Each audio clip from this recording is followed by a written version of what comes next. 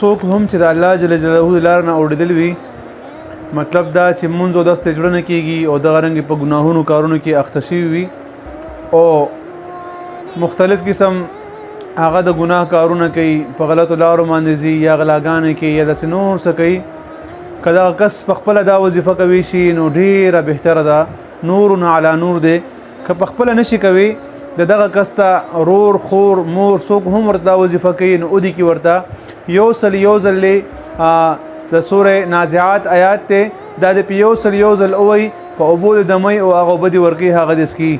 انشاءالله العزیز دې سره به هغه کس د هر قسم د نافرمانو نه هم منشي د ګناهونو به هم منشي که غلاګانې کوي که نشې کوي که داسې نور هغه افعال کوي چې هغه بد ګڼلی شي انشاءالله د هغه ټول نه به ورته نجات ملاویږي د قرآن مجید آیات واهدیک الی ربک فتخشى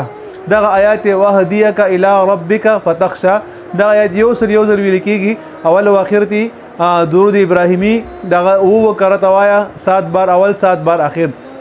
او دغه په د او په د مو او بو ورکو ان شاء الله چې سونه هم دا کس نافرمانه د نافرمانه نه بمون شي دغه انسان هغه دین سره بجرو لګي مونږ دوسته بجرو کیږي او د نافرمانه نه بمون شي ذکر وکي خپل اسکار وکي درود شریف او مونږ به شروع کی پابندۍ سره دا انسان د ګناهونو سره تور شي د ازمو کی وی ګور ان شاء الله فائدہ ورته ډیر وشي دام خوښ شو مخکې مسلمانانو سره هم شریک ډیر مسلمان داسې وي چې هغه پریشانو کې وي دا غواړي چې موږ شروع کو د شروع کو خو هغه غریبان په ګناه کې اخته وي هغه دې نشي راوتین دا عمل ورته لازمي وکي یا مخکې شیر کې چې ملګری شروع کی الله تعالی ټول د شفا ورکړي الله تعالی ټول د ګناهونو په امن ساتي او الله دې موږ ته خپل رضا نصیب کړي ډیر ملګری زما نمبر غواړي زما نمبر یوټیوب چینل کې شته مفتی فیصل 034 تاسو سم مسلې مختصر وایس کوي هر ملګری ته جواب ضرور ملاوي السلام علیکم ورحمت